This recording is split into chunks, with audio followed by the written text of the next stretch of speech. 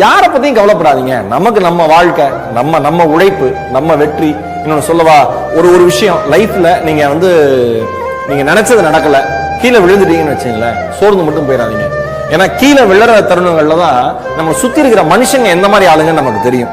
விழறது எல்லாமே ஒன்னா நீங்க முன்ன விட வேகமா எந்திரிக்கிறதுக்கு, இல்லைன்னா உங்க சுத்தி இருக்கிறவங்க எப்படின்னு தெரிஞ்சுக்கிறதுக்கு. அதனால ஒவ்வொரு வீழ்ச்சியும் என்ஜாய் பண்ணுங்க. நான் என்ன சொல்றேன், நீங்க உங்களுடைய வெற்றியை கொண்டாடுற மாதிரி தோல்வியும் கொண்டாடுங்க.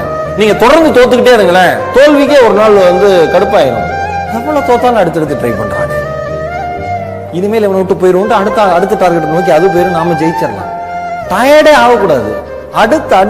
அடுத்து முயற்சி பண்ணிக்கிட்டே இருக்கணும். வேற வழியே இல்லை. அவன் ஜெயிச்சா மட்டும்தான் அவன் அமைதியாவான் போல இருக்குன்ட்டு சுத்தி இருக்கிற சூழலை நம்மளை ஜெயிக்க வச்சிடும். நமக்கு பிரச்சனை என்னன்னா, நம்ம எடுக்கிற முடிவுல நம்ம குழம்பிடணும். நான் இன்னைக்கு எதுதான் பேசணும்னு நினைச்சேன், முடிவுல தெளிவா இருக்கு, தீர்க்கமா இருக்கு.